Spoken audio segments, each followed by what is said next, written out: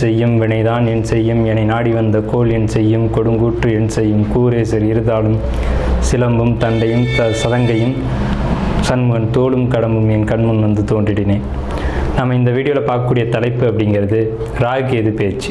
எப்போவுமே ஒரு வருடத்தில் ராகுகேது பயிற்சி ஆகும்போது மக்கள் ஒரு எதிர்பார்ப்பு இருக்கும்.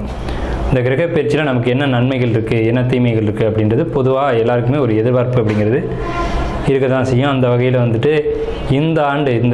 இந்த ஆண்டினுடைய ஆங்கில தேதியானது மே மாதம் 18ஆம் தேதி அன்னைக்கு தமிழ் வருஷம், அதாவது தமிழ் புத்தாண்டு பிறக்க போகுது.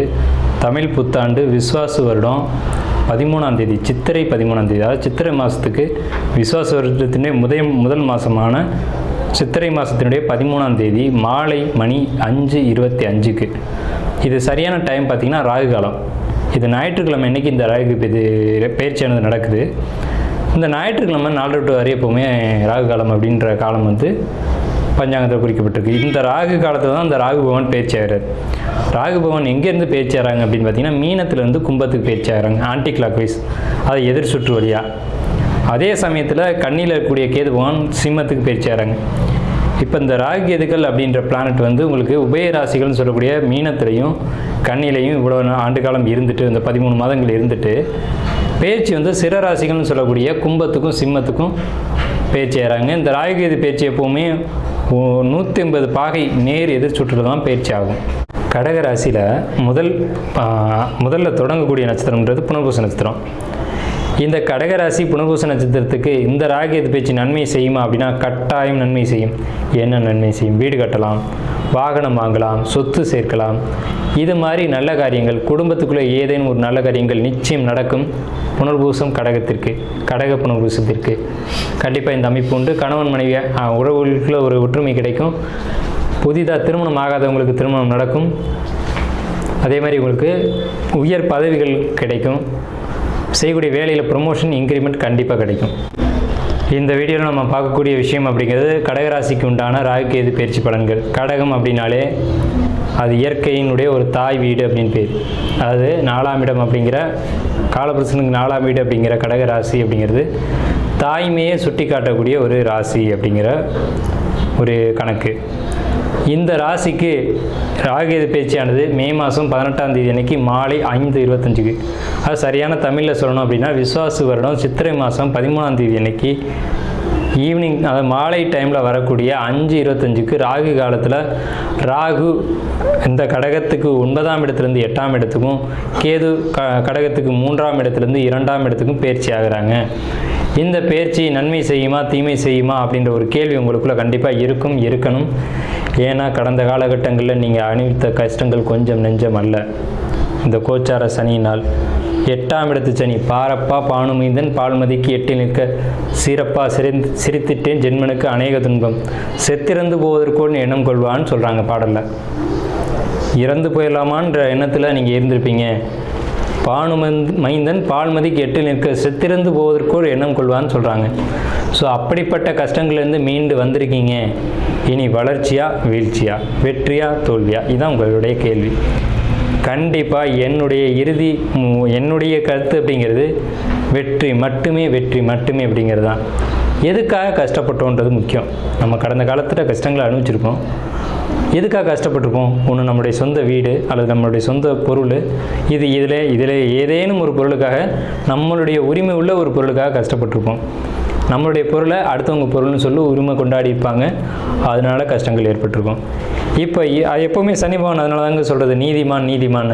அவர் 8ஆம் இடத்துல இருக்க வரைக்கும் அங்கே உண்மைத்தன்மை என்னன்றதை உணர வச்சுட்டு 9ஆம் இடத்துக்கு போகும்போது உயர்ந்த பதவிகளை கொடுத்து, உயர்ந்த பதவிகளை மட்டும் கொடுக்கறது இல்லாமல் உங்களுடைய உடைமை பொருட்களை உங்கள் கையில் கொடுத்துட்டு போவாருங்க. சனி பகவான் யாருமே நெகட்டிவாக நினைக்காதீங்க. அவர் இயற்கையின் தலைவன், அவர் நீதியின் தலைவன் அப்படின்னு தான் சொல்லணும். நான் அப்படி தான் சொல்லுவேன். அப்போ இந்த கடகராசிக்கு 9ஆம் இடத்துக்கு பயிற்சியாக இருக்கக்கூடிய சனி பகவான் இந்த ராகுகேது பயிற்சி காலகட்டத்தில் உங்களுக்கு நன்மை செய்வார் அப்படின்னா முழுக்க நன்மைகள் மட்டுமே செய்ய கடமைப்பட்டவர். எல்லளவு கூட தீமைகள் கிடையாது அப்படிங்கிறது என்னுடைய ஆணித்தரமான கருத்து. அதுக்காக எல்லாமே நன்மை நடந்துடும் அப்படின்னு நம்ம சொல்ல முடியாது. சின்ன கஷ்டங்கள் எல்லாருக்கும் இயல்பாக வரக்கூடிய விஷயங்கள் வரும். அது எந்தெந்த இடத்துலன்றதை நம்ம பார்ப்போம் அடுத்தடுத்து. உங்கள் ராசிக்கு 12ஆம் இடத்து குரு 9 கூடவே 12. அப்போ தந்தை வழியில் ஏதேனும் இடர்பாடுகள், தந்தை வழி சொத்து கிடைக்கிறதுல ஏதாவது தடைகள், தாமதங்கள் அப்படிங்கிறது மட்டும் இருக்கும். டாக்குமெண்ட் பிரச்சனையை சந்திக்கக்கூடிய காலகட்டம் இது.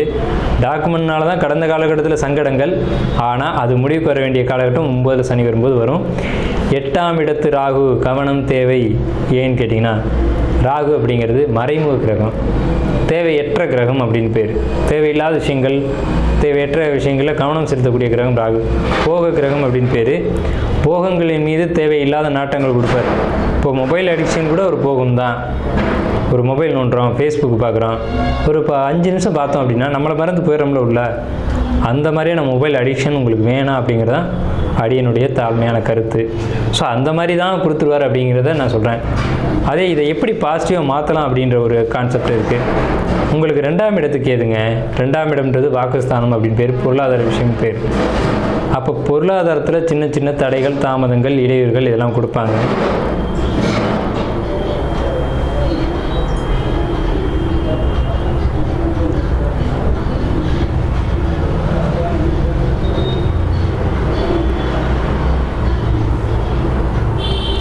அப்போ இந்த மாதிரி கஷ்டங்களை கொடுக்கும்போது இறை வழிபாடுகள் மூலமாக அதை நிவர்த்தி செய்ய முடியும் அப்படிங்கிறது தான் அடியனுடைய தாழ்மையான கருத்து.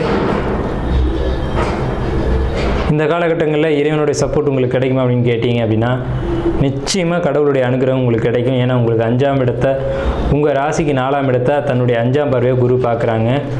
உங்களுடைய 6ஆம் இடத்தையும் உங்களுடைய 8ஆம் இடத்தையும் ஒரு சேர குரு பார்ப்பது அப்படிங்கிறது 2ஆம் இடம், 4ஆம் இடம், 6ஆம் இடம், 8ஆம் இடம், 2, 4, 8ஆம் இடங்களை பார்க்குறது அப்படிங்கிறது இந்த காலகட்டத்தில் உங்களுக்கு இறைவனுடைய ஒரு துணை அப்படிங்கிறது கண்டிப்பாக கிடைக்கும். இந்த காலகட்டங்களில் நீங்கள் என்ன செய்யணும் அப்படின்னா, கண்டிப்பாக ஆலய வழிபாடுகள் அதிகமாக எடுத்துக்கணும். குறிப்பாக கணபதி, மனித முகமல்லாத தெய்வங்களுடைய வழிபாடு அப்படிங்கிறது உங்களுக்கு பெரிய சப்போர்ட்டை ஏற்படுத்தும்.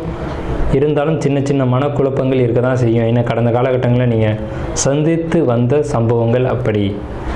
ஸோ காதல் விஷயங்கள் கசப்பை ஏற்படுத்தியிருக்கும். திருமணம் அப்படின்றது உங்களுக்கு ஒரு இனிமையான ஒரு அமைப்பை இப்போ கொடுக்கும். கணவன் மனைவிக்குள்ள ஒரு அன்பு, பாசம், பரிவு அப்படிங்கிறதுலாம் நிறையவே ஏற்படும். விட்டு கொடுத்து போகக்கூடிய ஒரு அமைப்பு அப்படிங்கிறது ஏற்படும். விட்டு கொடுத்து போகிறது அப்படின்றது சரியான ஒரு விஷயந்தான். ஒரு குடும்பத்தில் ஆண் உயர்ந்தா பெண் உயர்ந்தா அப்படின்றதுலாம் கிடையாது. 2 பேருமே ஒரே ஸ்தானத்தில் இருக்கக்கூடியவங்க தான். அந்த நிலையை நீங்கள் புரிஞ்சுக்கணும். ஸோ அந்த புரிதல் இந்த நேரங்களில் தான் உங்களுக்கு கிடைக்கும். கணவனோ மனைவியோ அடுத்தவங்களை கணவனையோ மனைவியோ புரிஞ்சக்கூடிய காலகட்டம் அப்படிங்கிறது, இவங்க இப்படி தான், நம்ம இப்படி தான் நடந்துக்கணும் அப்படின்ற ஒரு தன்மைக்குள்ளே இந்த காலகட்டத்தில் கொண்டு வந்துடுவாங்க. திருமண உறவு அப்படின்ற ஒரு அமைப்பு ரொம்ப சூப்பராக இருக்கும் அப்படின்றத நம்ம சொல்லிடுறோம். 8ஆம் இடத்து ராகு பொறுத்த வரைக்கும் தேவையற்ற விஷயங்கள், தேவையற்ற பேச்சுவார்த்தைகள் இதிலலாம் கவனமாக இருக்கணும் அப்படிங்கிறத சொல்லிட்டோம். அதே மாதிரி யார்கிட்டையும் எந்த ஒரு கருத்து பரிமாற்றமும் வேணாம். உங்களுக்கு குழந்தைகள் வழியில் நல்ல ஒரு அனுகிரகம், அனுகூலம் அப்படிங்கிறது நிச்சயமாக கிடைக்கும். கடகராசிக்காரங்க யாராக இருந்தாலும் குழந்தைகளால் பெருமை, பேர், புகழ் அப்படிங்கிறது கிடைக்கும். குழந்தைகளுக்கு படிப்பு தடைகள் ஏற்படலாம் அப்படின்ற ஒரு அமைப்பு இருக்குது. குழந்தைங்க படிப்பை பொறுத்த வரைக்கும் நீங்கள் தான் கொஞ்சம் கவனம் செலுத்த வேண்டிய ஒரு காலகட்டம். அவங்களுக்கு படிக்கிறதுக்கான ஒரு அமைப்பை ஏற்படுத்தி கொடுங்க. வீடு கட்டக்கூடிய ஒரு யோகம் உங்களுக்கு இப்போ வருது. வீட்டை இடித்து கட்டக்கூடிய யோகம், அல்லது புதிய இடம் வாங்கி கட்டக்கூடிய யோகம். பழைய வீடு வச்சுருந்தீங்க அப்படின்னா பழைய வீட்டை இடித்து கட்டக்கூடிய யோகமான ஒரு அமைப்பு அப்படிங்கிறது இந்த காலகட்டத்தில் நிச்சயம் உங்களுக்கு ஏற்படும். ஸோ வீடு கட்டக்கூடிய அமைப்பு, இடம் வாங்கி போட்டுருப்பீங்க நம்ம நாளைக்கு முன்னாடி, அது இப்போ அந்த இடத்துல போய் வீடு ஆரம்பிக்கலாமான்னு ஒரு யோசனை கொடுக்கும். அது செய்யுங்க, கண்டிப்பாக நல்லாயிருக்கும். அதை கண்டிப்பாக செய்யுங்க அப்படின்னு தான் அடியனுடைய தாழ்மையான கருத்து. வீடு கட்ட போகிறீங்க, வீடு கட்டணும், வீடு கட்டுங்க அப்படிங்கிறதான் நான் ஆழமாக அழுத்தி சொல்கிறேன் நான் உங்களுக்கு. ஏன்னா உங்களுடைய 4ஆம் இடத்தை குருவான் 5ஆம் பார்வை பார்க்குறாரு. அது மிகப்பெரிய அதிர்ஷ்டம். வீடு கட்டிடுங்க, வீடு கட்டி கிரகப்பிரவேசம் பண்ணிடுங்க. இல்லை குழந்தைங்களுக்கு திருமணம் பண்ணணும், வயசு ஆகிடுச்சு சார், 25 வயசு 27 வயசு ஆகிடுச்சு அப்படின்னா கண்டிப்பாக திருமணத்துக்கு பொண்ணு பாருங்கள், வீட்டை கட்டிட்டு பாருங்கள். வீடு கட்டக்கூடிய அமைப்பும் திருமணம் செய்யக்கூடிய அமைப்பும் ஒரு சேர ஒரு காலகட்டத்தில் ஒரே மாதிரி உங்களுக்கு அமைஞ்சு வருது. மொத்தத்தில் நான் சிம்பிளாக ஒரு விஷயம் சொல்கிறேன். உங்கள் குடும்பத்துக்குள்ளே ஒரு சுப நிகழ்ச்சி நிச்சயமாக நடந்தேறும். சுப நிகழ்ச்சிகள் எதெல்லாம் இருக்கலாம்னா, ஒன்று குழந்தைங்க பெரியவங்களாகிறதா இருக்கலாம், அல்லது வீடு கட்டக்கூடியதாக இருக்கலாம், அல்லது திருமண நிகழ்ச்சியாக இருக்கலாம், கிரகப்பிரவேசமாக இருக்கலாம், வீட்டை இடித்து ஆல்ட்ரு பண்ணுறதா இருக்கலாம், அல்லது புதிய மங்களமான காரியங்கள் இது ஒன்றும் அதுக்குள்ளே தான் அடங்கும். மொத்தமாக நான் சொல்கிறேன், உங்கள் குடும்பத்தில் ஒரு சுப நிகழ்ச்சி அப்படிங்கிறது உறுதியாக 100க்கு 100% நடந்தே தீரும். அதை யாராலையும் மாற்ற முடியாது. அதுக்கான சுப விரயத்தின் மூலமாக உங்களுடைய கஷ்டங்கள் அனைத்தும் சுபமாக மாறும் அப்படின்றத சொல்லி நம்ம கடகராசிக்கான பலனை நிறைவு செய்வோம். வாழ்த்துக்கள். மிகவும் அற்புதமான பலன்கள் கடகராசிக்கு.